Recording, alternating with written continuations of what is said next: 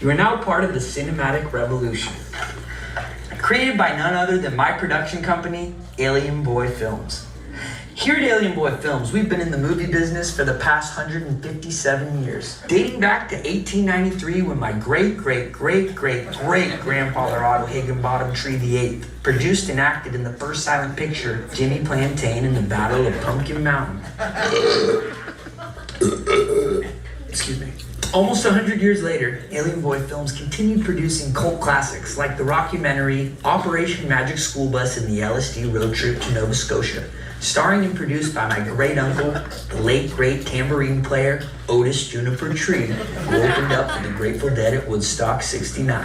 And fast forward another 50 years to 2024, where I, Oliver Tree, direct and produce all of my own music videos, social media content, as well as unreleased classic documentaries such as the creation of the world's biggest scooter,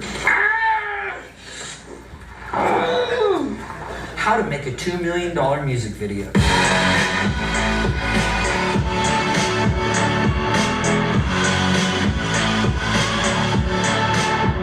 And that one time Oliver Tree was banned from the military. We're inside a live army tank right now! Fuck that! So without further ado, enjoy the show. From the mind of Oliver Tree. And definitely not a government-fueled propaganda from the United States of America. Although I must thank Congressman Jeremiah Jeffrey and the Jeremiah Jeffrey Foundation for Arts and Crafts for a small loan of $10 million of hardworking taxpayers' money. Cheerio. Cut. See what I'm saying? It's gonna make me look legit.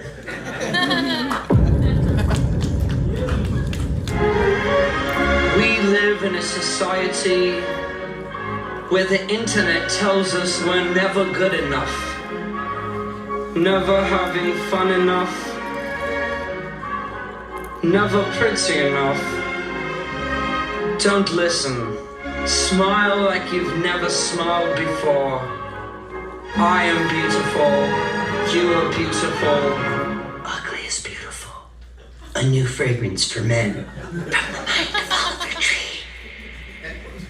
Social media can be difficult. At Meditech, we understand the internet better than anyone. Through years of research and development, Meditech has created the algorithms behind some of the most high-profile platforms, brands, and influencers on the web. Just remember, it's not a miracle, it's Meditech. Fresh, crunchy, kosher dills from the heart of Albuquerque, New Mexico. Perfect for any occasion, whether it's a late night snack or breakfast in the Bahamas. And remember, when you're in a pickle, call Dr. McNichol. I'll give you a nickel to touch my pickle. Also, try our new peanut butter pickles. This message has been approved by leading Beverly Hills pediatrician Jeremiah Jeffrey Jr. and the Jeremiah Jeffrey Foundation for artisanal pickled snacks and goods. Are you tired of all your friends having sick-ass facial hair while you can only grow a measly little peach fuzz? Stop whining, you little crybaby bitch. Goatee Grow has you covered. Goatee Grow is the world's leading goatee hair supplement. Our unique formula is designed to make your goatee grow 10 times thicker, longer, and shinier. With just one pill a day, you can achieve the perfect goatee without the hassle of time-consuming grooming routines or expensive treatments. Goatee Grow has helped over 600 million people worldwide. Who better to tell their story than critically acclaimed rapper and composer Eminem? My name's Eminem, and all you got to know is the only pill that I pop is Goatee Grow.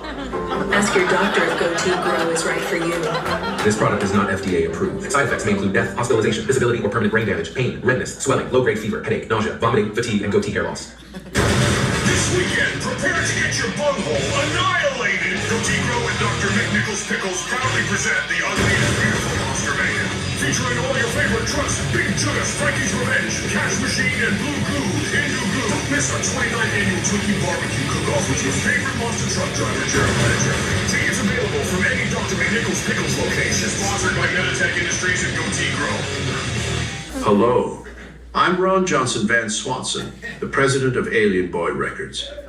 We're the label that brought you such hits as Ugly is Beautiful and such commercial failures as Cowboy Tears. At Alien Boy Records, the marketing comes first, It's about what you look like, not what you sound like. The music just isn't that important. We sign artists who are interesting to look at, no matter how watered down or dogshit their music sounds. Alien Boy Records has access to cutting-edge algorithms, bot farms, and pay-for-play technologies, which has made crafting industry plants up to 15 times easier than before. Our #1 artist, Oliver Tree, is a prime example.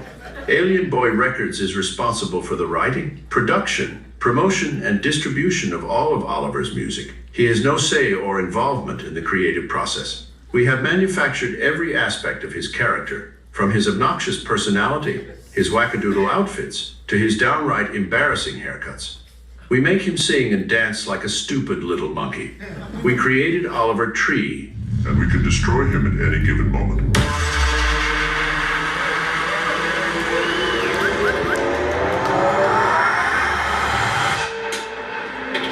Yeah, I know what to do, dude. No, it's not working. I'm not exactly qualified for this type of work. I think up top we need to put a bicycle wheel with a spinner on it. This is bad. I told them not to paint it all. It's not gonna work. We're gonna have to come back in a month and reshoot this and rebuild the whole thing.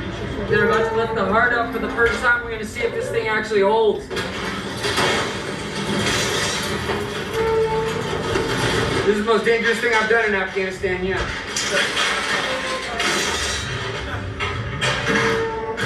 That crank is from the 60s. That thing can snap at any second. I saw one of the wheels lift up. Let's do this. Let's just get it done with. 1, 2, 3. We better get off that thing. That's because the crane could crash on you. Can I get off? We're not serious. Okay. Hold up.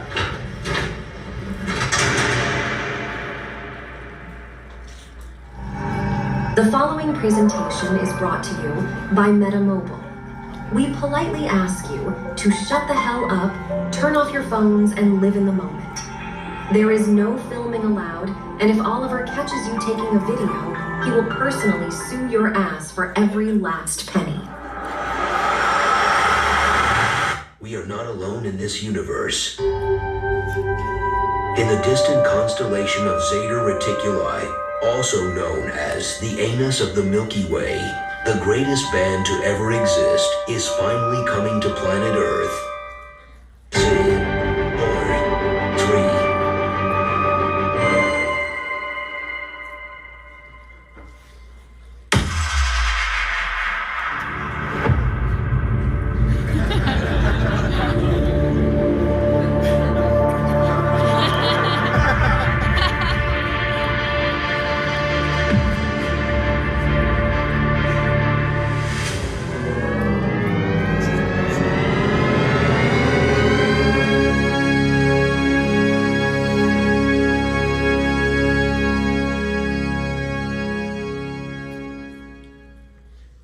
The following feature film has been approved for restricted audiences only by the Jeremiah Jeffrey Film Institute of Antarctica. This movie contains gruesome imagery, such as making out with grandmas, full frontal male nudity, ugly men getting punched in the no-no spot, as well as naughty words and potty jokes written by my 5-year-old nephew, Little Bubba Jr. After disappearing for years, the next chapter begins. Oliver Tree's true magnum opus, the same sound you fell in love with, now returns for the 4th studio album by the Ballcut legend and a ridiculously epic odyssey. Recorded over 2 years in over 80 countries, 7 continents, with tribes in Africa, from Antarctica to Afghanistan. The documentary series, The One-Man Band, and the greatest album ever recorded across planet Earth.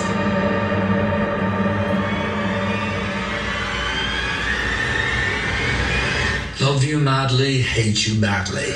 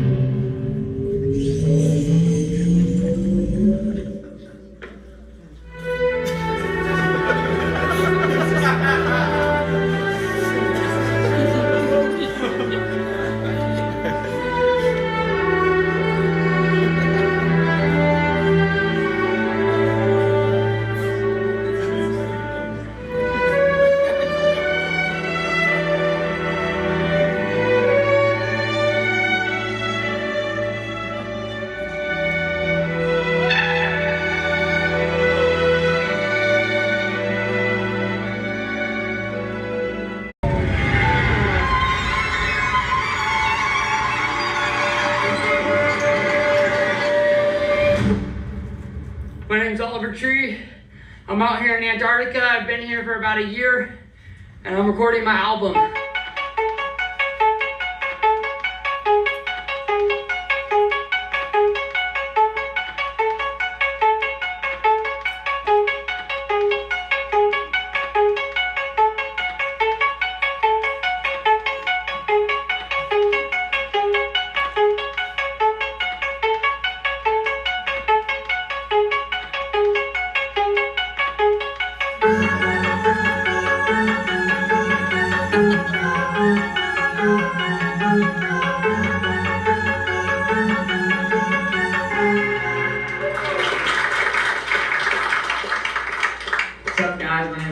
It's a pleasure to be here. This is my 64th consecutive week here in Antarctica. Today is day 364 of me being in Antarctica, and today is the day that I play my album for my parents. I'm Christine Nickel. I'm Oliver's mother. I'm Jesse Nickel, the third, Oliver's pops. So last Christmas, before I came to Antarctica, I was at my parents' house. I opened up a box of pictures, and I find an ancient photograph. This black and white picture, probably from the 1930s or 1920s. He's got a drum on his back, he's got an accordion, he's got all these crazy instruments. Who is he? I asked my mom, who is he? I asked my dad, who is he? This man was my fucking grandfather. My grandfather was the original one-man band. He was the first person to ever conceive the idea. So in honor of his legacy, I want to take it to where my grandfather could not. I wanted to do it in ways he could never dream of. Remember when he came home for Christmas and he went up in the attic and he looked through all those photos and he found one of his grandfather. John Nickel, yeah. Yeah. And he died penniless, and he's following his footsteps. It's like history repeats itself. He actually had talent. Yeah. So based off of my grandfather, who was the original one-man band, I am making the modern version of it, which would essentially allow me to play out anywhere since I got a drum pad here, which will allow me to make beats. Not bad. I'll be like fucking Frankenstein, one-man band, woo!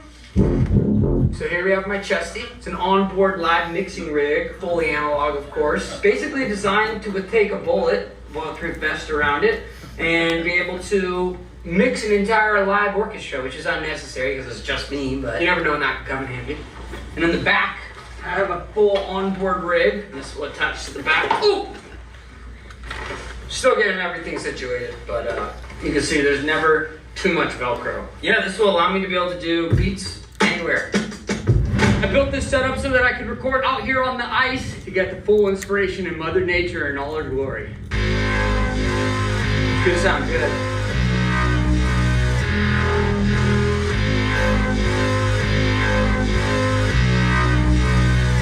I'm making a drum and bass banger today. There it is.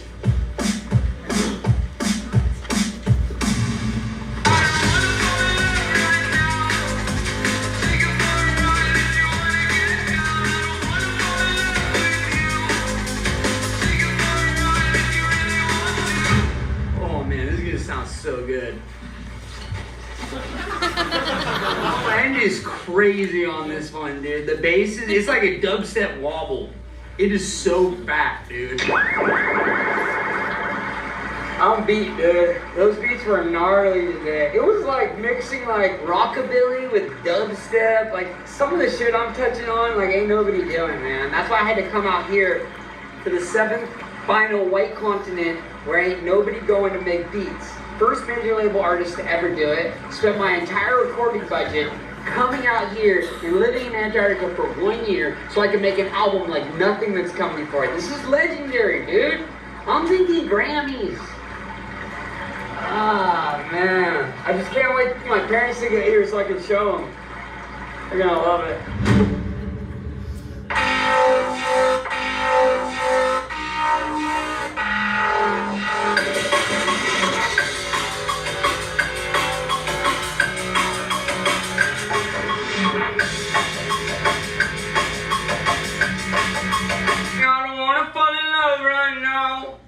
I'll take you for a ride if you wanna get down. I don't know. think of some rap we could fit in there, maybe. Boom! Who is that chick that I was talking to? Shorty kinda bad, I really like the views. You can do the math, then I'll take you to my room. Shorty, would you wanna come through? Would you wanna slide through? Would you wanna come through? That's a fucking hit. I'll tell you right now. I'm one for... Oh, fuck!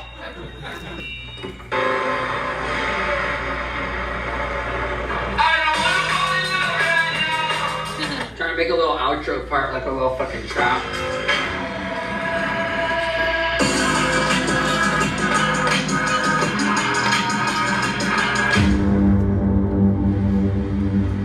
So this is one of the things I came here to research, which is the alien bases.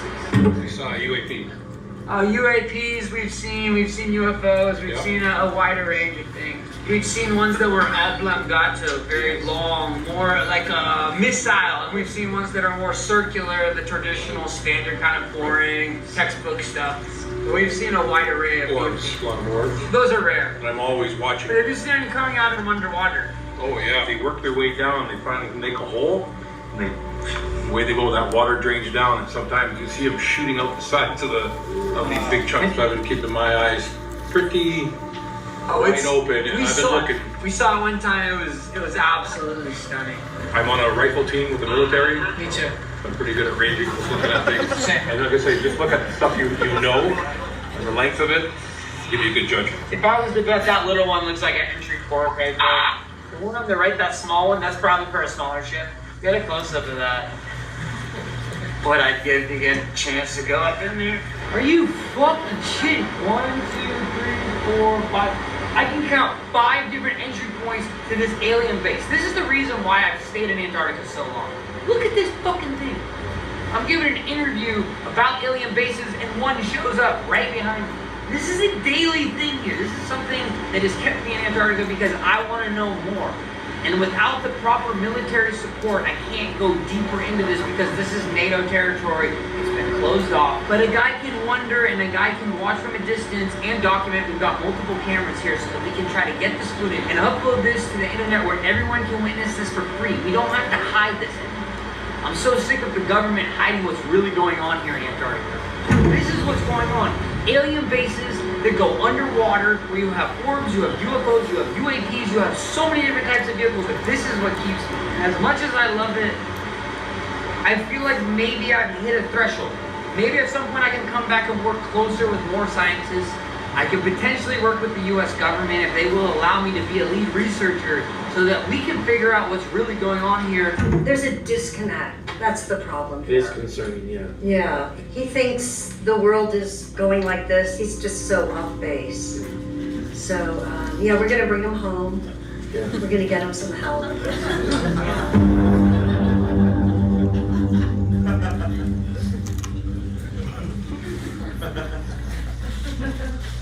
I think a lot of people are scared and they come at it from a fear angle. But for me, I come from an open heart and open arms.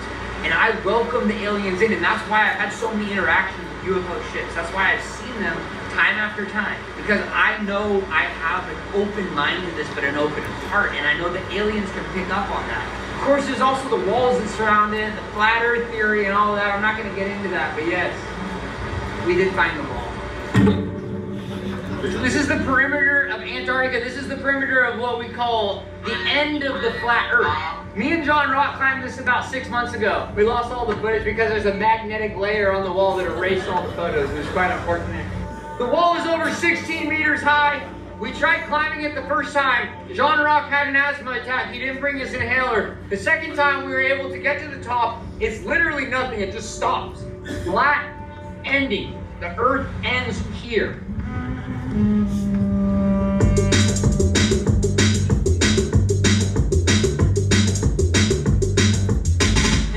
Everything we know about the flat earth theory. The world is not round, otherwise there wouldn't be a wall surrounding all of Antarctica. The perimeter is an entire wall. If you come here, you will see it time after time proving the world is flat. Well, there was one guy, he was one of us, he was the flat earther, and then he came out here and he was like, oh, the earth's not flat, he changed this whole thing, but that was not a real flat earther.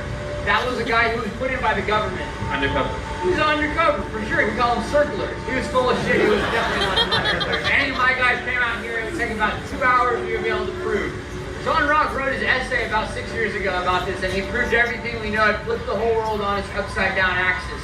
We call it the Z-axis. That's the flat axis. He's losing it, so his perspective is not clear. Someone needs to tell him.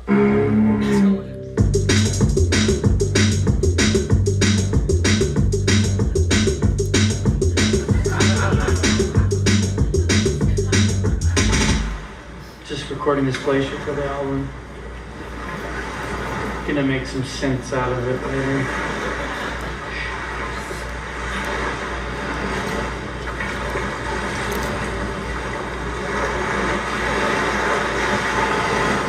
That's gonna be icy.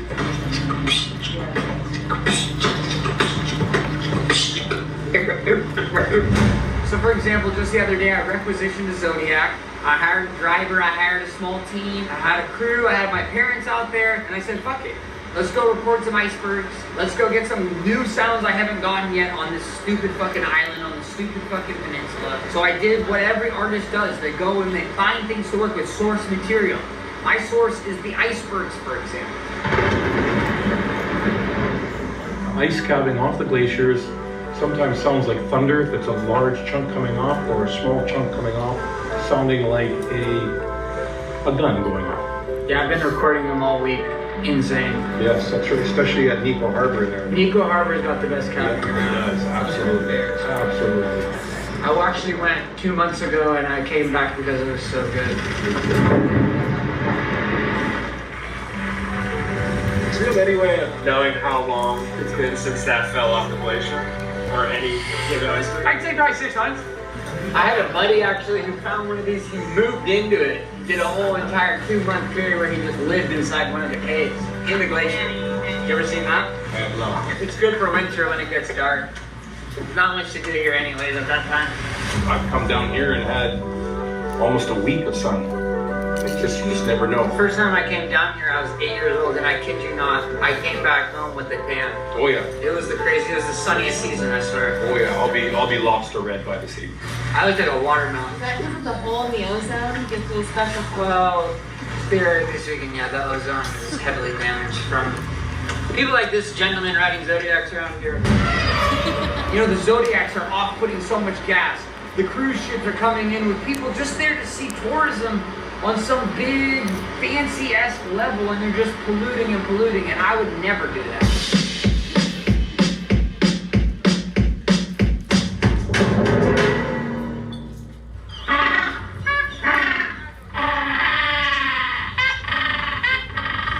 So I came out here to record everything naturally, try to do found sound collage.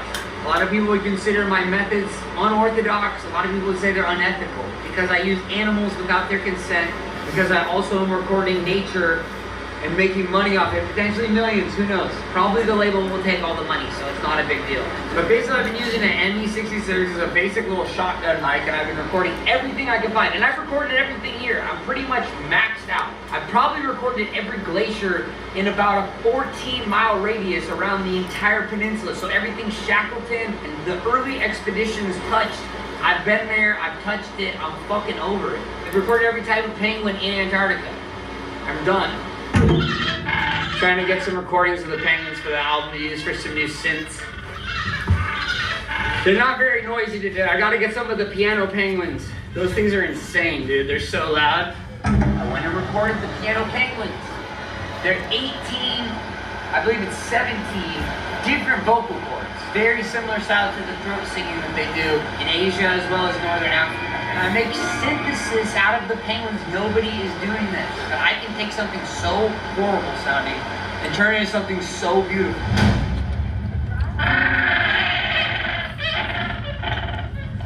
Behind me is the largest colony of piano penguins right here on the Antarctic Peninsula. The most loud and obnoxious of all the penguins, famous for 18 different vocal cords inside the center of their throat. It modulates between chords and sounds like a really out-of-key piano. Obnoxious would be an understatement. They also smell like shit. If you can imagine 50,000 babies' diapers being unloaded in a semi-truck in front of your front door, that's what I'm experiencing right about now. Don't even get me started on the piano penguins. That fucking dookie smells like a nuclear poopy. If you're lucky enough to make it out to Antarctica, I would highly suggest skipping this portion of the trip. Let's go. I just took a shit. You know that there was a team of scientists who actually measured how far that it can shoot the poo-poo out. It's because one scientist got hit while he was eating a sandwich. Now it's some fucking end of the world conspiracy that the fucking global warming is making the poo bigger. No, the poo has always been the problem with the piano penguins. That's always been the problem. It's not global warming. They're just shitty species. That's all. Fucking annoying. They sound like shit. They smell even worse.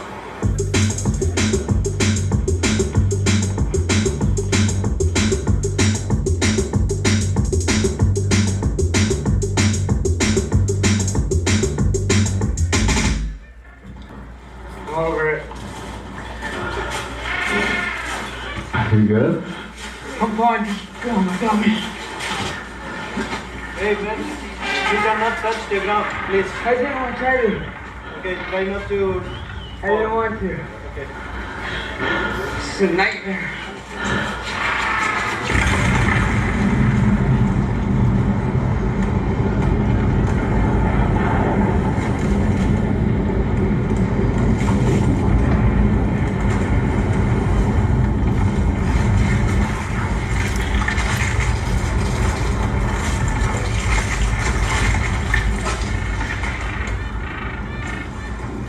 Holy shit. What's it called?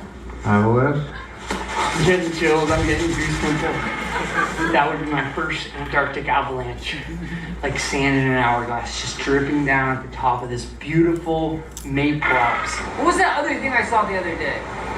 Avalanche. Avalanche. I've seen a buttload of those. You gotta come here to see the avalanche. And actually, if you're not cool and you're a fucking piano penguin, you should be under the avalanche so I don't ever have to smell your nuclear fucking dookies again. Jesus Christ. This is the most dirty penguin highway I've ever seen. A penguin highway is an academic term used by Antarctic scientists to describe the travel routes penguins have followed for millions of years.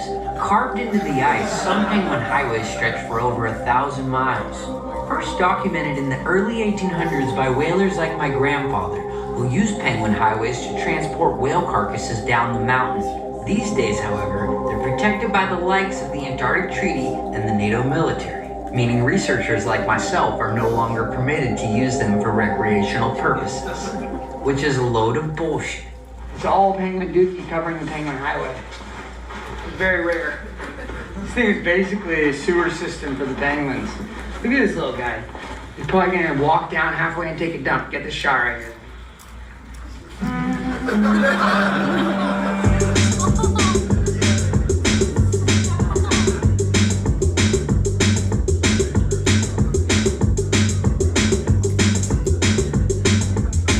That is very concerning because this penguin thinks he's on a penguin highway. He's on my highway, and now there's gonna be issues. Little buddy, step off.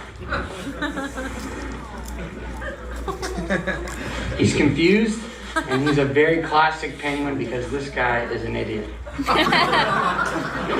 This mofo just cock-blocked us off the penguin highway. Come on, little guy. Let's go.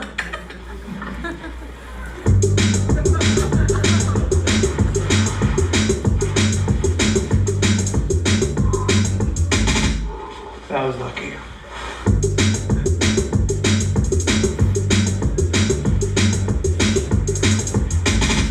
This is a technique called spalooging. It's what mountaineers use to avoid impact on the mountain. It's the most minimal impact known to mankind.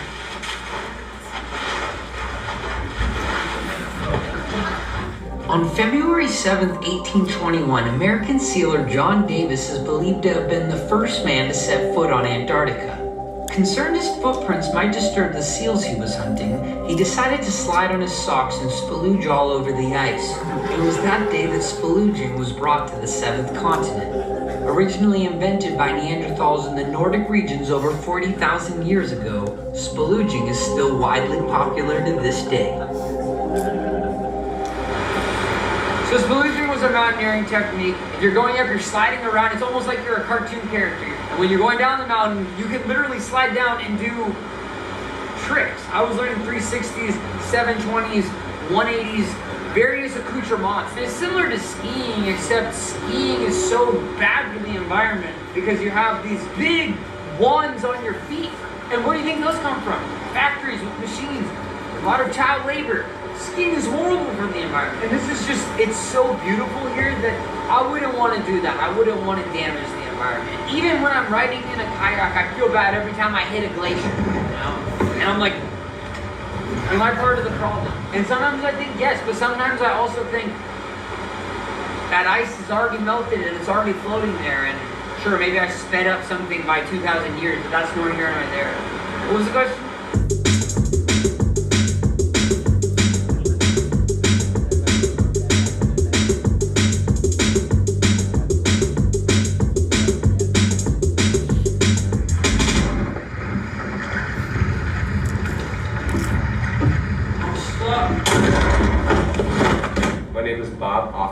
I'm a concert promoter and talent buyer. I came down here to Antarctica because I have been working with Oliver Tree and his team to produce the ICE Festival. It's IYCE Festival. I present you the man, the myth, the legend, dubstep DJ Dr. Oliver Tree.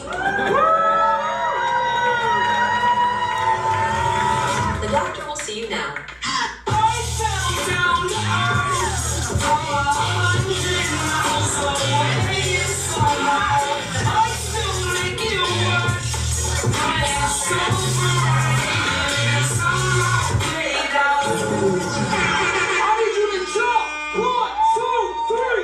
I mean, how many times can you scream 1, 2, 3, 1, 2, 3,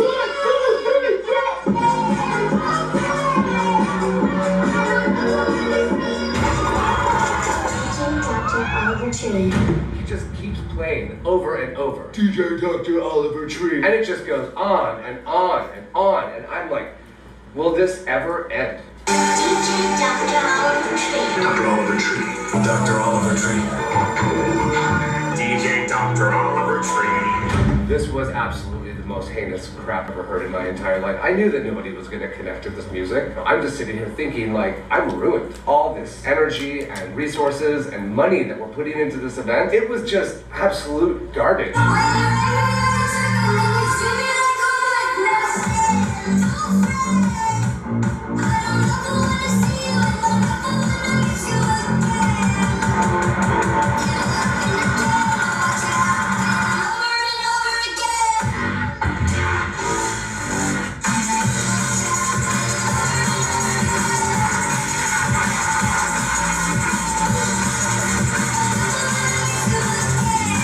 Definitely smoking something as I smelled something, but I feel like there was definitely something a little heavier at play. The thing about this too is, like, I've been producing a lot of events, and you know, we have to deal with people that are on bad trips, and we have a special space for them. And this music that he put out set people into a very, very bad place. I mean, very bad place. We had more people at this event go into bad trips that needed help than I've had in even my biggest tens of thousands person events. It made my little homie Tommy just start projectile vomiting. As soon as Tommy started projectile vomiting, another person started projectile vomiting. And that caused another person to start projectile vomiting. This is not meant for the general human consumption.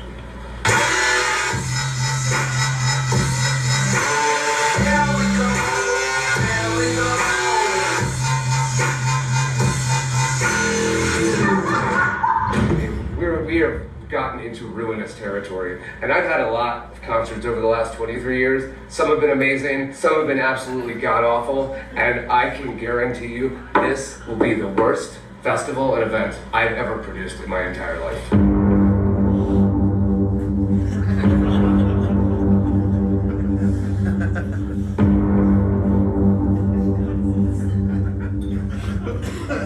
They don't know anything about rave culture. It's a movement. I'm just the beginning. There will be generations after generations that will come after me. I don't know, what's the question?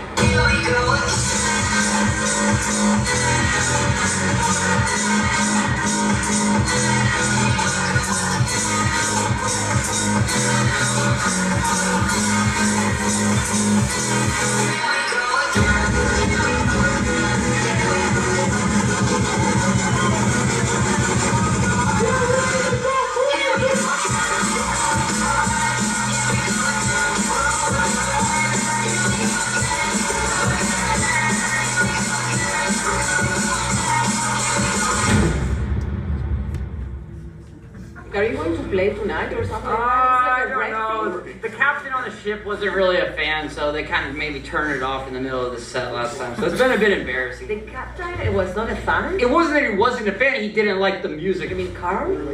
No, the captain of the ship, his name's Eduardo. It was disruptive. You know, it was not like comfy.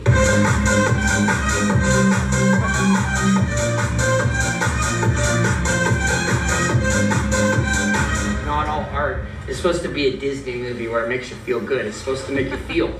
It's what an artist does. Like, listen to this. This is a dubstep sound.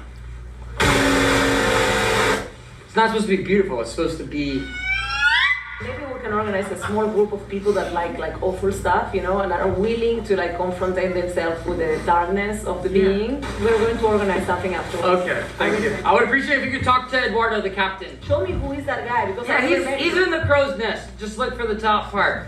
But I thought it was a Swedish guy, the captain. No, he got drunk, fell overboard. They had to bring on Eduardo. He's a backup.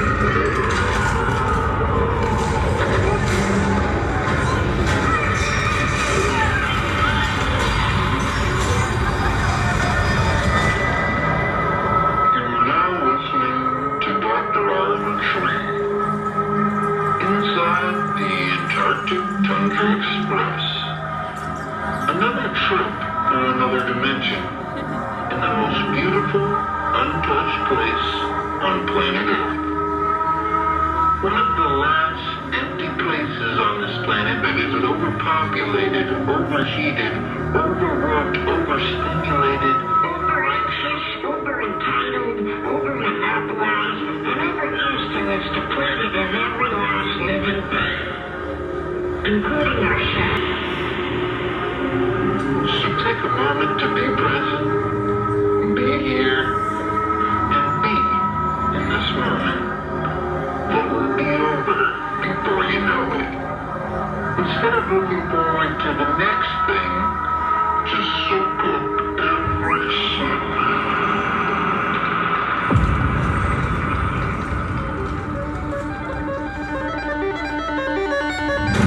You know, an ambient set is an ambient set. We're sitting there, we have this like beautiful glacier, icebergs behind us, but then in the middle of it, this pod of orcas is coming up and swimming next to the boat. It was really magical. And what does this clown do? Mr. Ego drops this super gnarly dubstep song.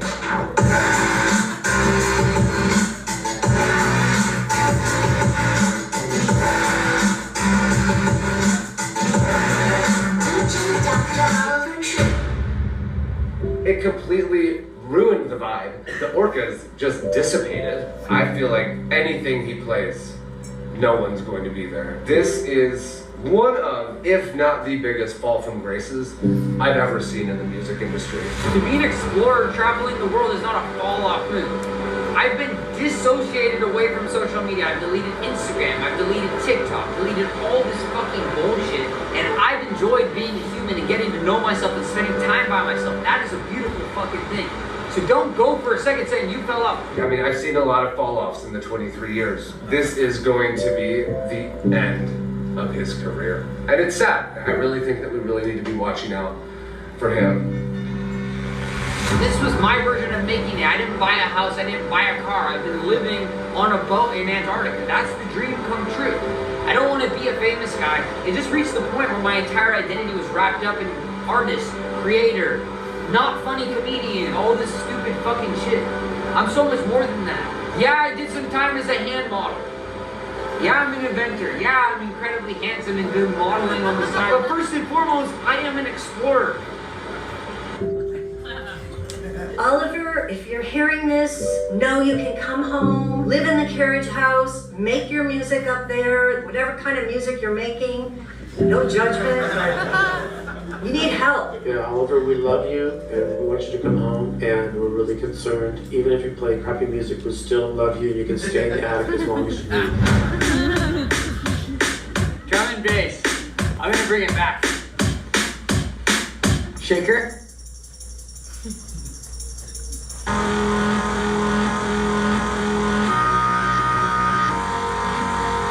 It's gonna sound good. Check this out. Do some rapping or something?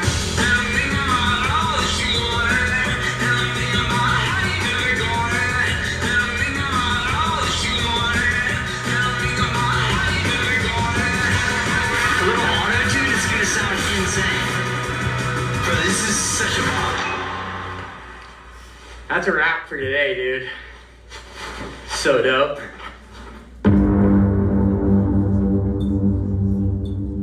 My parents are gonna be so fucking pumped when they hear this new shit. I just bought their tickets, set them up, all the lodging, 35,000 USD, baby. Was it worth it? I hope so.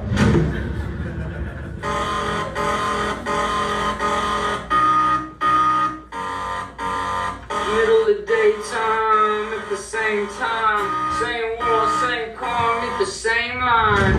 But yes, I've been making synthesis out of found sounds, so taking the sounds, recording them, and then chopping them up on my computer, stretching them out. Pull out the notes.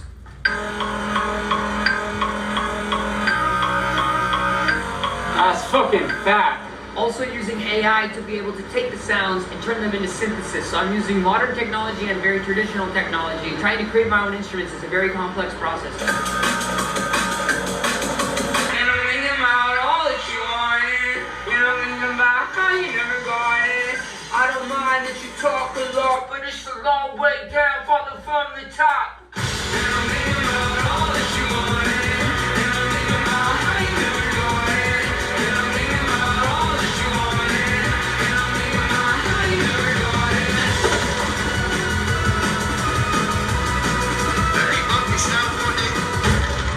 They just called the fucking boat, dude. We gotta go.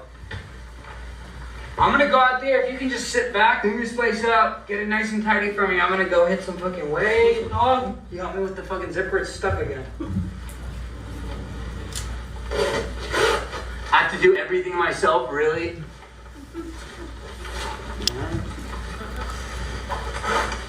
It's like the one-man band, the one-man production. I have to do everything.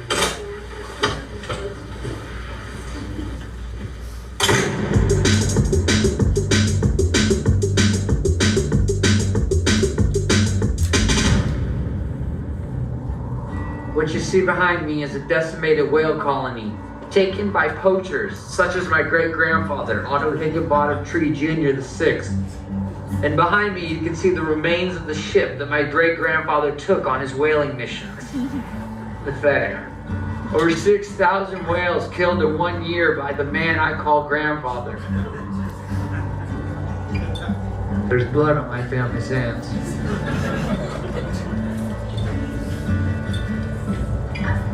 We got emotional. I'm good. This doesn't sit right with me. It's heartbreaking to know that my family was a part of this. Killing so many innocent whales. And also, my grandfather worked at SeaWorld. Where he would take orcas and put them in contained life in a jail cell in a SeaWorld. I can't live.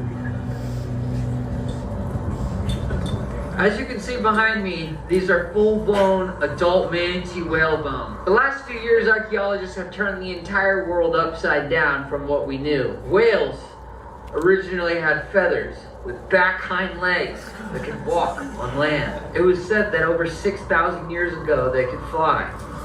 I don't believe it. Let's get out of here. It sounds like shit. Now this is something that's extremely rare. As you can see, this is the tip of a whale penis. I mean, just imagine the size of that thing. It's the size of a school bus. Devastating what it could do to the female whale. Insane.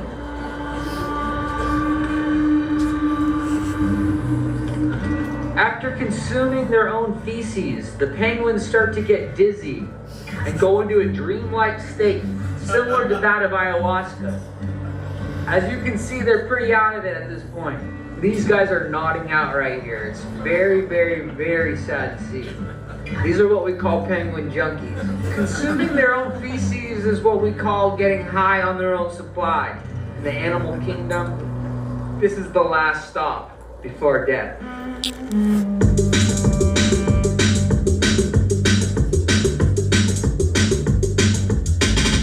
Over the last few years, researchers have found that penguins are polyamorous. What you see behind me is a polycule, which means this is a family with multiple males, multiple females, unsure who the father is. It does not matter to the penguins. They raise each as it's their own.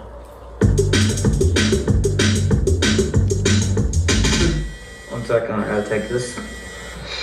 Hello? No, I can't do that because I'm in the middle of the fucking Antarctica. Yes, sir. I'm so sorry. He hung up. Is your Wi-Fi working? My Bluetooth is not connecting right now. You think you can get one of the engineers to come out here? Hello? Trying to take this call. If you look closely behind me, you can see the solar panel I had my team set up last January, as well as a Starlink internet router, which allows me to take my business calls very far from Jimmy! Yes! The leak is still there. No fucking more excuses. Just get rid of the fucking problem.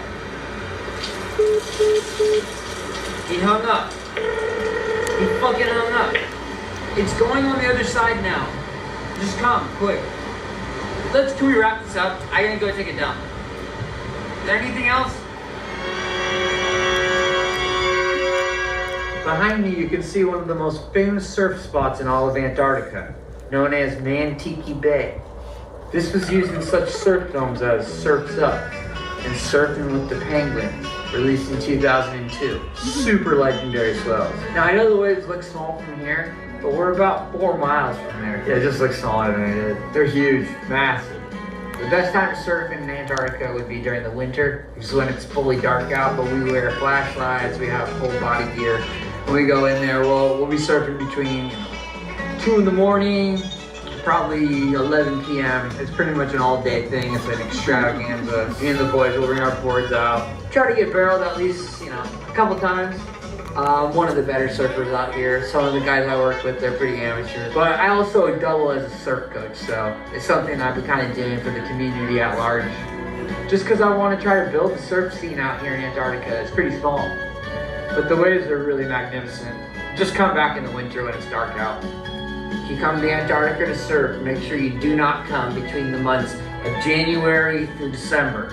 There's only a sweet pocket right there between December 24th and December 26th. That's the only time you're gonna get good waves out here in Mantiki Bay. Behind me, you can see the penguin polycule concubine. This is the official grand orgy of the Penguin Palace. That is not snow. And I'm not going to tell you what it is, but I will tell you what it isn't. Snow. Disgusting. They're filthy animals. Magnificent. Look at these 2 young chin straps walking down the Penguin Highway. It wasn't too long ago that my late mentor, Dr. Jean Rock, appointed me the guardian of the Penguin Highway. I charge you the responsibility. I entitle you the Penguin Guardian. Thank you so much. It's a real pleasure and an honor, Mr. Oliver. This is a very big day for me. Jean Rock just appointed me as the Penguin Guardian. Brings a smile to my face every time I see it. Now, you'd never guess this by looking with your own naked eye, but this behind me is a rock installation titled Jean Rock, named after my late great professor, Jean Rock. Unfortunately, he passed in a rock climbing incident, so we built this for him. This is Le Jean Rock. He was Frenchman. Fucking Frenchman, man, I miss him. We have just officially crossed the NATO border into Chile. I'm sorry, I'm getting hungry thinking about it. Roberto, nice to meet you. Roberto from Chile. What do you think about the Chile in Chile? Do you like the food? Yeah, it's so good. It's so good. Yes, it's amazing. It's magical. It's so beautiful. The only thing that make it better is a bowl of chili. That's what I think. Doesn't it? It smells so fucking bad here, dude. Let's get this on over with. Behind me are the remains of penguin catapults. These were brought in the 1800s by Shackleton and some of the first explorers right here in Antarctica, teaching penguins how to fly. Very few people know this. Penguins originally did not know how to fly on their own. Once they invented the penguin catapult to shoot them off, to get propelling into the air flight space. And then they basically use this place as a big dumpster fire. They just throw shit here. There's some PVC from a toilet that was used back in the early 1800s. And then just a bunch of other crap. My great-grandfather and his team used to use this place as a garbage chute. It's pathetic.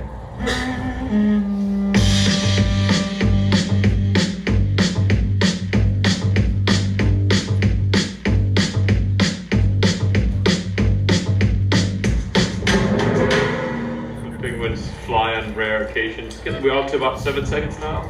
We're pushing to get to 8.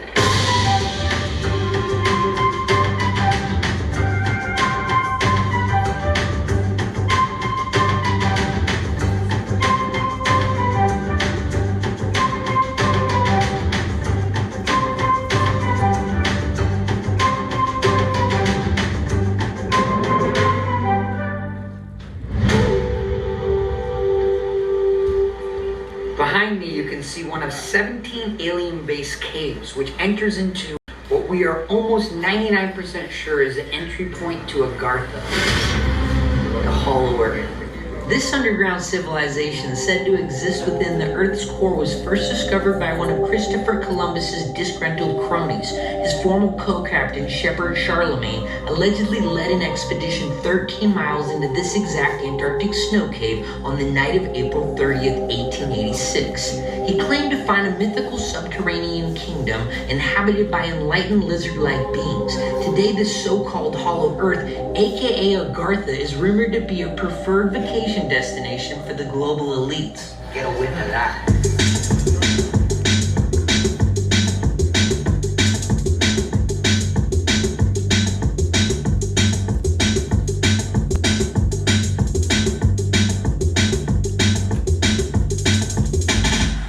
That's one of the entry points right there to one of the alien bases we've been looking into. One of 17 around the Antarctic Circle. Are you familiar with Agartha? The entrance point to the Hollow Earth. I say hear about that, but I have no idea. Yeah, look into it. It's really, really important stuff.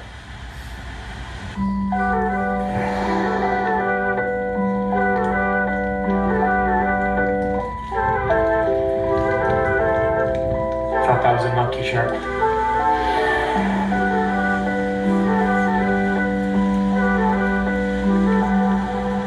I'm at a loss of words. After 64 weeks out here, I have not seen anything like that. The closest I came to that was when I saw a group of monkey sharks. But nothing with the beluga whale. I mean, those belugas are just gorgeous.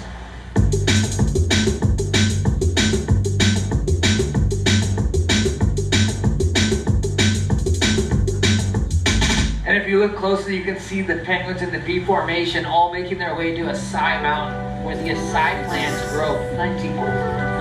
It's a very rare sight, but it's only at this time of year where you'll witness something like that. Absolutely gorgeous.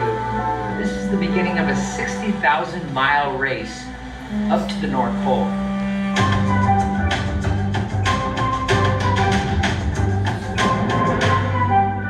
It's just a couple Gen 2 penguins, pretty boring.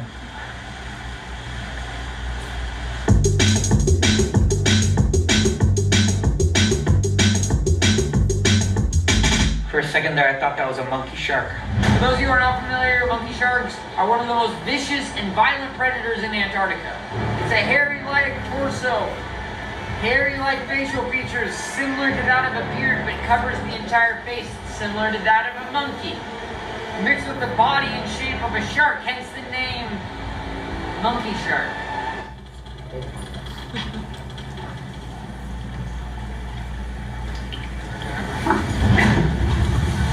He's dead. Sound asleep.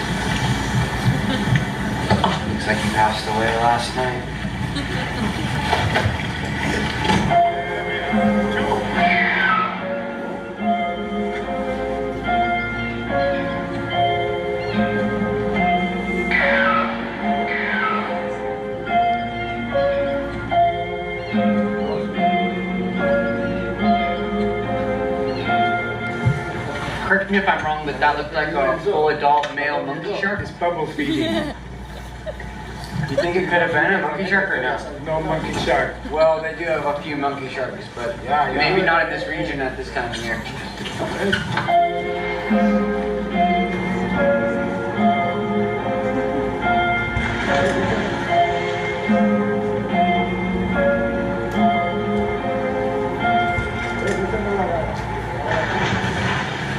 Oh, that was definitely a monkey shark.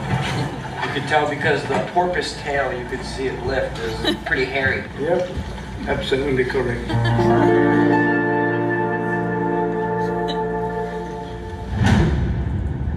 Feeling a little nervous right now, not gonna lie. Exactly 1 year ago today, I did the polar plunge.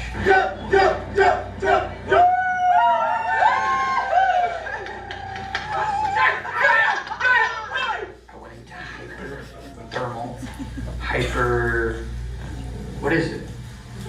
Hyperthermia. I had to have a guy come in and save my life.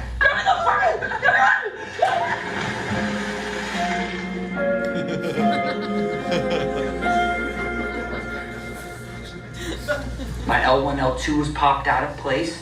The only reason I was freaking out was because I popped out the L1, L2. It was very, very, very scary. I went into shock, I couldn't breathe, I couldn't talk, I could barely scream. And then of course I started working with Andrew Seeley, my spiritual guide. He started doing different forms of meditation.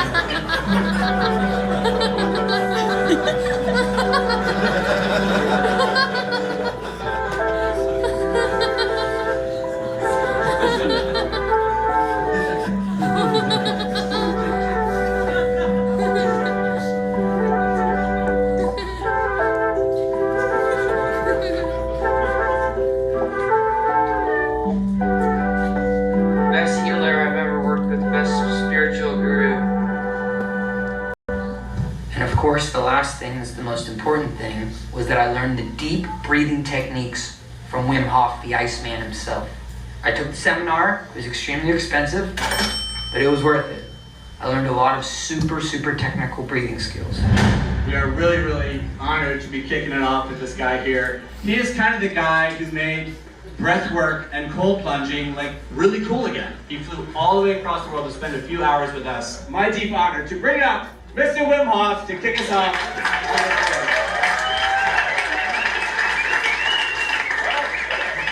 Boom. Take a deep breath in.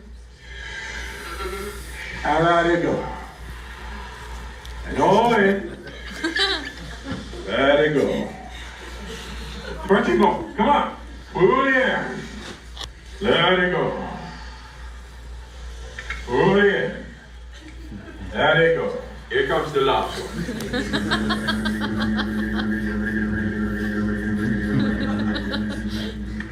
3, 2, 1. Pull it in. Hold it. Squeeze it to your head. So today, I'm gonna conquer my fear, and I'm gonna go out there and I'm gonna jump into Antarctica and I'm gonna own it. And this time, I vow not to chicken out. No one's gonna save me. I'm gonna climb out of there and I'm gonna do this like a man. Just like myself.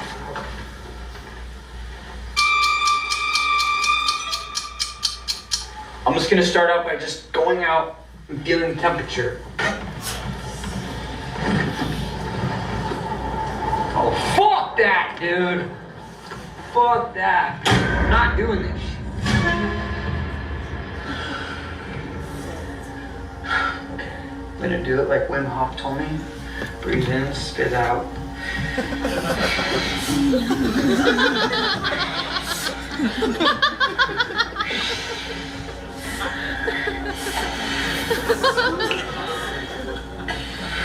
I think it's just breathe in, breathe out. Breathe in, spit out. That's what he said in the class. Oh, and by the way, whoever said penguins don't fly, look at that. You stop coming up with excuses. I'm not making excuses. I'm just waiting for the water temp to rise. Once the snow dies down, to take a little nap. Wake me up in the morning.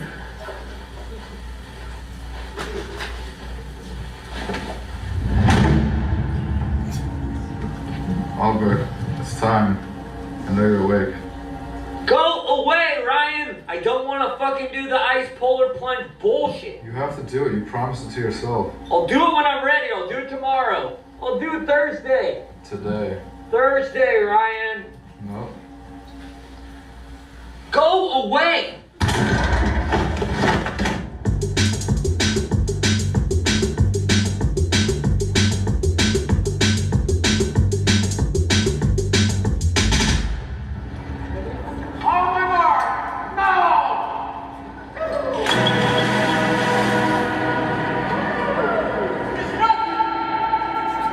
During my year in Antarctica, I followed the path of my grandfather's college roommate, British explorer Ernest Shackleton, whose 1914 expedition became one of the stupidest survival tales in history. After idiotically leaving late in the season, Shackleton decided to park his ship in the Antarctic ice, stranding him and his 27-man crew for nearly 2 years in one of the harshest environments on planet Earth. He and his team survived off seal meat and penguin omelets, and later even their own sled dogs as supplies ran out. After 10 months, Shackleton sailed 800 miles on a raft to a small whaler island to organize a rescue mission. And by beginner's dumb luck, he managed to bring his entire crew home alive. Shackleton was never here, in this area. Well, technically speaking, he was about 2 miles from the peninsula, right this way. He was close. Nautical miles, or? Nautical, yes. Not from the peninsula, but from the Weddell Sea, a potential landing that is about correct. Well, there's a lot of misnomers with that information. I looked on the Wikifacts. Do you use Wikipedia? It must be true then if it's on the Wikifacts. I found some of my information on WikiLeaks, so it was government hidden. They didn't really want to know who Shackleton really was. Well, we know what he was, but he was not the hero that people make him out to be, I'm afraid. Yeah, he was a coward, that's for sure. He should have never gone into the ice, and then the rest is history. My grandfather was there the day Ernest Shackleton arrived to the small South Georgian whaling island, freshly returned himself from a whaling expedition that ended very differently. On his final voyage south, my grandfather lost almost half his crew, 67 men. That tragedy explains his resentment towards Shackleton, a man whose greatest failure became a global legend. My grandfather, however, was not so lucky. In 1915, he was tried in the court of Ushuaia and spent the remainder of his life in an Argentine prison cell. Were you on Shackleton's expedition, or what year did you I was his team leader. Okay. I thought I recognized you from one of the black and white That films. is correct. Yeah. It's an honor to meet you, by the way. Likewise, I'm Thomas Oliver. Oliver, nice to meet Pleasure. you. I have the honor of drinking toast to Shackleton in South Georgia at his grave. I was just there 2 weeks ago. You were there at the actual gravesite. Oh, yeah. Did you see someone tried to dig up his body? Did you hear about this? No, and then we didn't, but we drank a lot of whiskey and we poured it on him. Where were you the night of January 2nd? January 2nd last year, I was at Rudwick pouring whiskey on Shackleton. And I can show you the bottle that Okay, we because drank. that was coincidentally the night he went missing. No, he died on the night of the 5th. Well, he died the night of the 5th, but they dug the body up on the 2nd.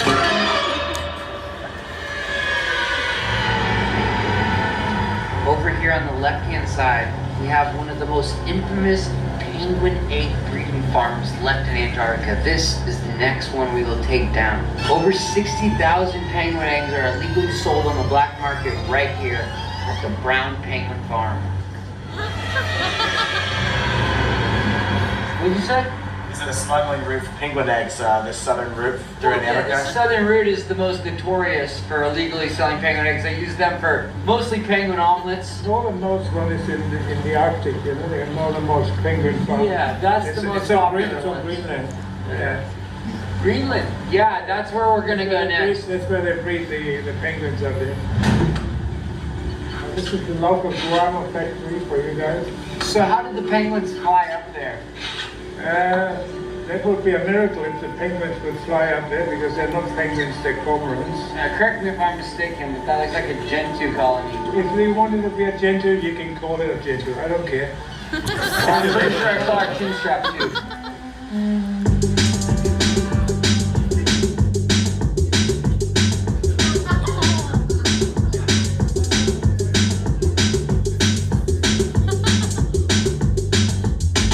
This area here was exactly the same as it did 30 years ago. You're saying global warming's not true. So many conspiracy theories.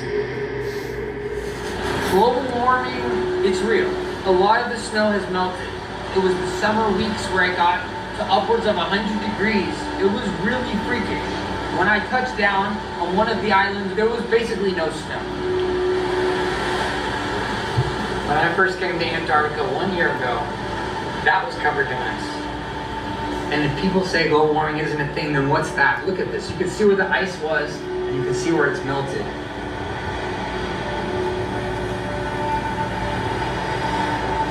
That was literally an iceberg. I remember seeing that exact iceberg floating. What is that now? This was 4 times the size. And now, try to riddle me this. What is it, covered in penguin poo? No, that is rocks. It's obscene. This makes me horribly sad. Everything I know is completely shifting before my eyes, and I've watched this drastically happen. Okay, as I've been here for an entire year, I've been watching the ice melt slowly and slowly, and now it's at the point where there is no ice. This is what humanity is doing. They're melting the ice caps. They're turning them into rocks. It's either that or that's a shitload of penguin poo. And I can guarantee you that that's not the case.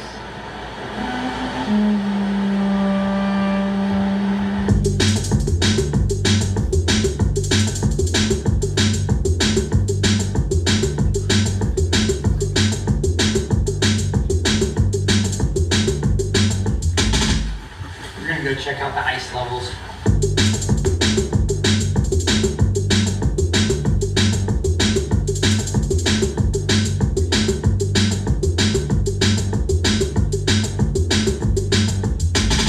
As you can see behind me, the snow is melting. The last glacier on McNichols Island, gone. Now over the last year living here in Antarctica, I have seen the snow dwindle from 57% to potentially anywhere between 3 and 4%. Now this lake has dwindled away to a large-sized puddle. It's depressing.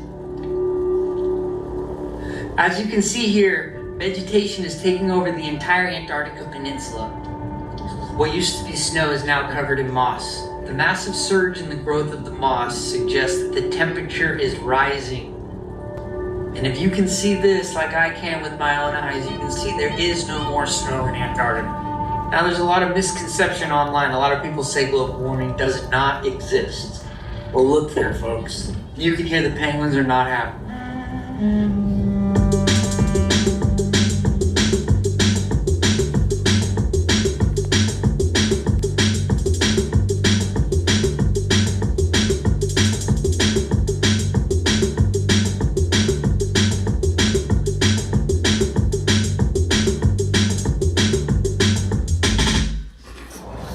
Chin strap right there.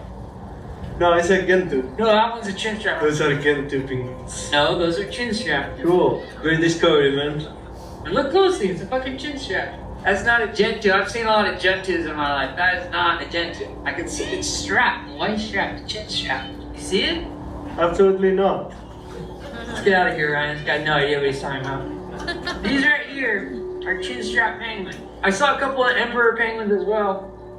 There's absolutely no Gentoos here. Are there emperor penguins here too? Sultans. He's got it wrong. He got the emperor penguin mixed up with the south ends. That's hilarious. Pathetic, dude. Waddling. So embarrassing with their tiny little legs. Over 1,500 penguins bored out of their goddamn minds. The penguins are on a strike. Until the snow falls next year, they will not be having any more babies. Because there's no snow, they can't build their nests. So what are they doing? Preparing for the world's biggest penguin orgy of all time. 15,000 ding-dongs about to go wild.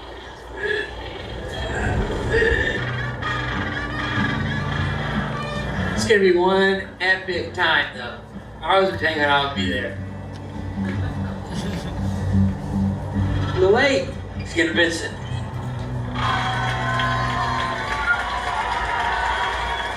What a bunch of losers. So fucking lame, dude. If I was to do that, I'd bring an American flag out. What does a penguin do when its home has been taken from it? It's forced to sleep on rocks and moss. This is not a healthy life for a penguin. Antarctica needs its snow back. We don't know how long Antarctica will be here. It may be here 10 years, it may be here 20 years, and if we preserve and take care of our planet, maybe it can be here for our kids' generation and their kids' generation. We don't know. So if you want to support Antarctica from being erased off the map, you can donate at this link right here. And support Antarctica, because it might not be here forever. No! Jesus fucking Christ! The fucking roof is falling in! Are you fucking kidding me? You knew we were going through Drake's Passage. You should have secured the pool. Why is it filled still? This is fucking ludicrous. I'm going in. Today is day 364 of me being in Antarctica, and today is an extremely special day because today is the day that I play my album for my parents. You guys want to listen? Sure. Yeah, sure. Here, put these on. All right. You ready? Yeah. Ready. Here it goes.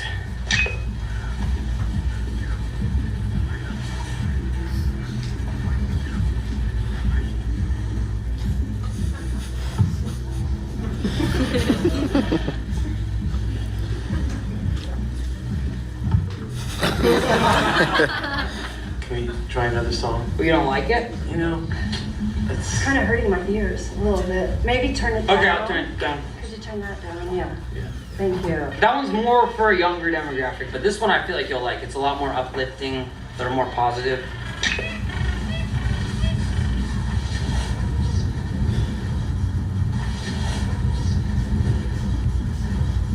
Are you gonna polish it a little bit more? Final version? What are you talking about? I've been working on this for a year. Right. Well, Hey, you know, time in, hard work, discipline. gotta Keep feel at it, it. man. Gotta feel it. Yeah. Yeah, I do feel it. This is to me very special stuff. And we hear another one?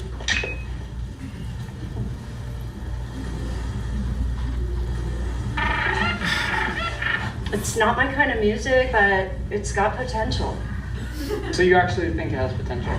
Well, potential's a strong word. Once you rework it and maybe change the beat a little bit, the lyrics aren't really all that. Yeah, and the chorus could be changed as well. Do you think the melodies are strong enough though? I would rework that as well. Yeah. It's gonna be tough to polish a turd. Sorry. Alright, that's enough. That's it? Yeah. You got nothing better? I said listen to the album and you guys just shit on it. It's fucking bullshit. Well, when you were 15, it sounded better. Fuck you guys. Stop swearing. Get the fuck out of here. Let's go. We're out. That's it, Oliver. You know what? Fuck you guys. You are really gonna be sorry one day. Sorry because you can suck my dick. Don't ever say that to me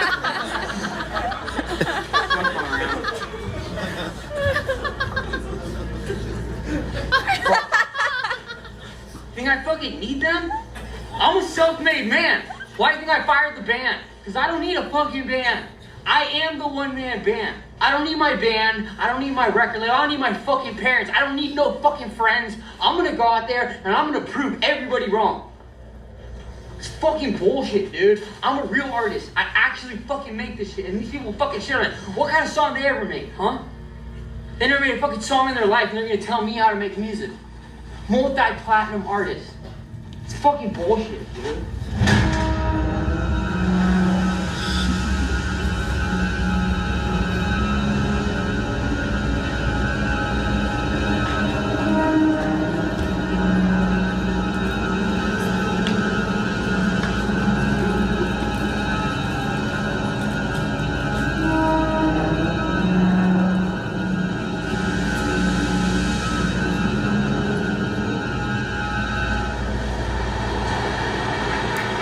do I say this without sounding like a fucking douche?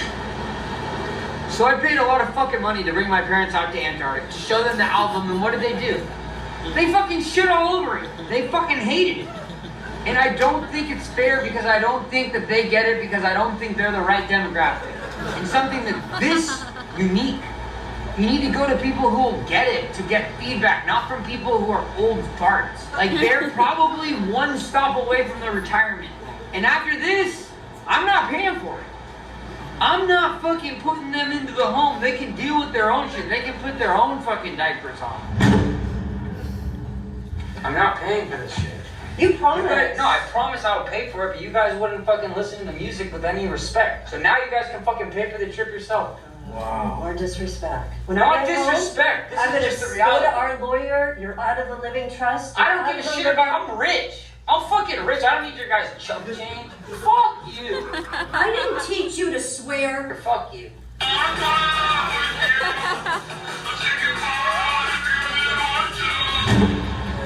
Unbelievable. You know, you give and you give and you give. You give an inch, they take a mile. You know, and that's my parents.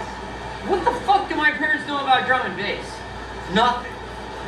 I can't do this right now. So he played us his new album, Love You Madly, Hate You Sadly, or something like that. I mean, I'm no expert, and I haven't put out an album, but I'm gonna say between the lyrics, the tempo, the beats, there's nothing the melody redeeming. too, I think. Really nothing redeeming about I it. guess the hook, the chorus was just off. Yeah, and he thinks it's good. I mean, that's what's frightening. Yeah, this is really sad. We just couldn't believe He it. usually has a great ear. I think that's part of the whole, being unwell. He is out of touch. My fucking parents don't get it. I lost a lot of fucking people in my life. People don't answer my texts. I got a lot of cash, but like not really any friends, you know? Just lonely at the top, sure. And I'm not even at the top. I'm somewhere near the bottom, but it's lonely there too. Like I don't want people to feel bad for me. Like I would have picked a different path, but like you don't get to pick art. Art picks you. You're gonna lose a lot of people along the way. That's the cost that you pay. An apple a day keeps the doctor away. I might be rhyming, but my timing is really on beat. But I ride around town with no shoes on my feet. And so like I'm a savant, misunderstood. Like a lot of people, they don't get it. They'll never get it. And that's the hard part, They'll never understand it until I'm dead, and then they'll appreciate me. But the truth is, like I was that dude. I produced some of the most gangster ass beats ever. Like you hear that shit? Like that came from here. Like my brain, nobody else is like by myself.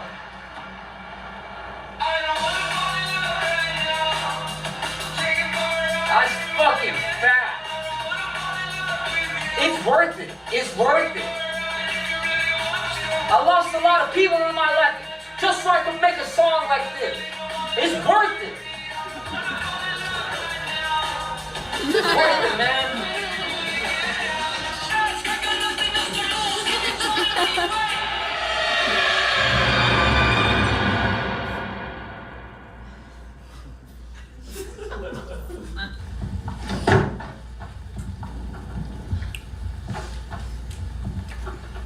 Give me that shit.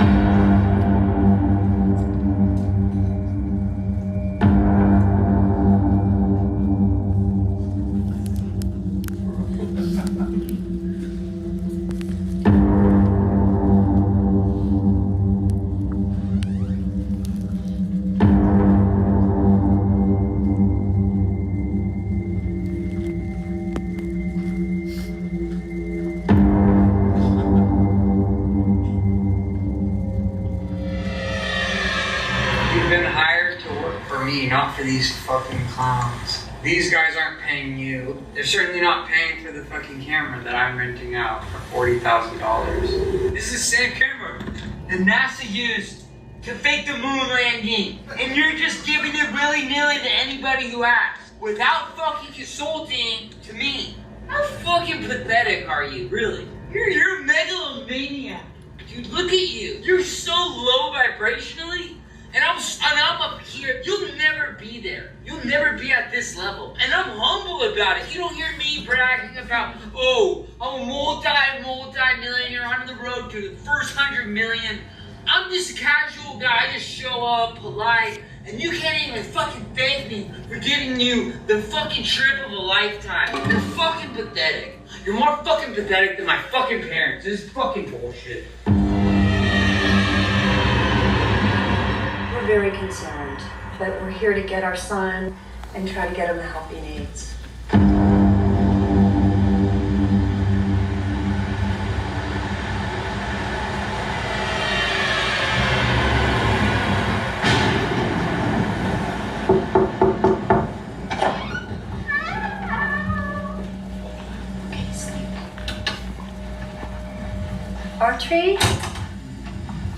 Archery, don't want to scare you, but...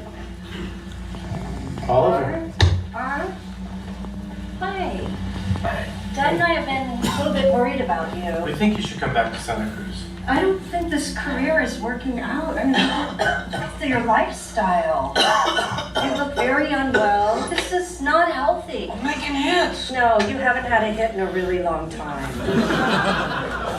So in our last meeting with the business manager, we went over the last quarterlies of his financials, and he is down to his last $500. So we are very concerned. His music career has completely gone down the hill. His team's fell apart. He's fired his general manager.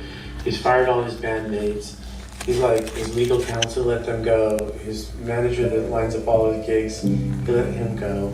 The whole thing. Yeah. The whole thing is not working. Like everything that supported him is gone. Yeah. Yeah, it's just tragic.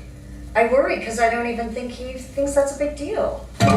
Your perspective is twisted. No, it's not. You know, Dad and I, we're your main people. We love you. If you guys love me, you would trust that I know what to do for my vision. I've been working on some super good tunes. You know what? We've been hearing you and listening and supporting you and loving you, and we really think you need more than that. If anyone were to come in here and see this, it's a call for help. Who's gonna come in here? Well, then that's a problem too. Do you have any friends? I have tons of friends. Yeah. The Penguins. No, Yes. The Orca whale just last week, there was one that spotted me and it came out and it was trying to play.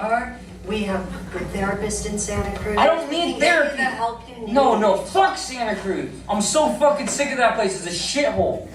Okay, I don't like that language and you know that. So let's just not go there. What is on your head? That is so gross. Okay, that is so this? low. I love Mother Earth. I would never wear a fox on my head. You guys, don't go. Just listen to me. I'm making hits. I've got the new version of Ableton. Oliver, you're unwell. This is not a lifestyle. Give me the garden gift! Give me the garden gift! Okay, this is what I'm talking about, Oliver. He was frothing at the mouth a few times. Yeah. It's a call for help. Look, we're his parents. If we don't help him, no one will. So that's why we made this big trip. This was not an easy trip. We'll give you housing, we can pay for a therapist. Okay, stop it. This is disgusting. Yeah. Please. Take some more. This is not okay. I mean, what are you doing? What is all this? I'm making a new design! Okay, can we take some of this off? No, don't touch it, don't touch it. It's my new drum machine. Honey, I need some help. Honey, we can take you, or we can go get help. You can reinvent yourself. You're so good at that. Okay, have a new character and take it to the next level. I just want to be the real guy, no more character.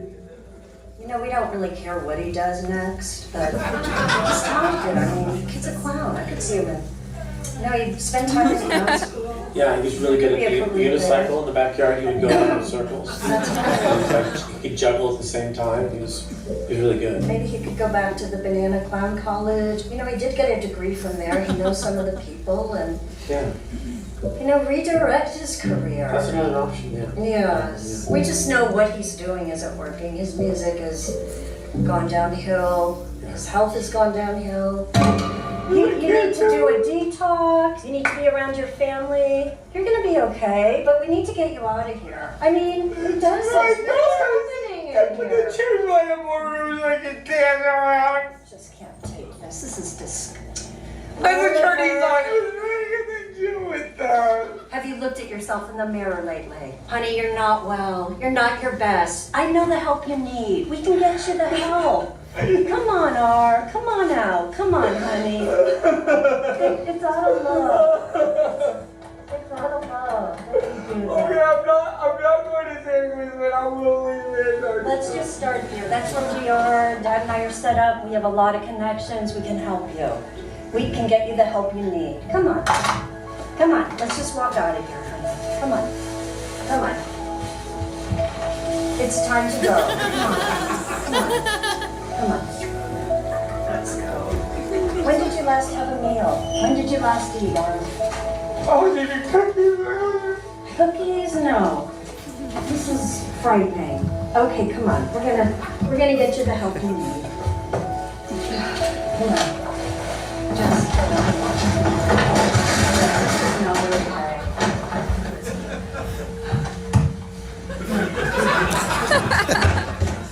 Okay. Come on, keep going. Come on, we're gonna get you some help. Come on, just okay, try to walk. What is happening? This is so bad. You're not answering any phone calls. We don't know where you were. Oliver, this breaks my heart as your mother to see it like this. Oh my God, just let's get some help. Maybe we should go hide in the It's just been too long. It's been going on too long. We've been patient. We've believed in him, and now we're seeing things that are wrong. For whatever reason, I've always wanted to come to Antarctica since I was a small child. I have a memory about when I was 6. I had a dream that I would be out exploring in Antarctica and to be here finally. That's why I didn't want to leave, because it's such a long dream. That's 24 years ago. I came here as a man on a mission, and I successfully did it. I mean, how many people do you know live in Antarctica for a year? Name one. None, because no one wants to stay here during the winter. There was me and maybe 14 other scientists in the entire continent because it's pitch black for 6 months. But I think right now, what will be best for me is for me to kind of separate myself from the continent. There's got to be more out there. It's a massive world. Maybe I'll do a whole other year across all 7 continents. I'd love to go to the Middle East. I'd love to go to China. I'd love to go hang out with the Maasai tribe in Africa. I'd love to play them the album, see what they think. Because obviously my parents are not the right demographic. But there's got to be someone out there who gets it.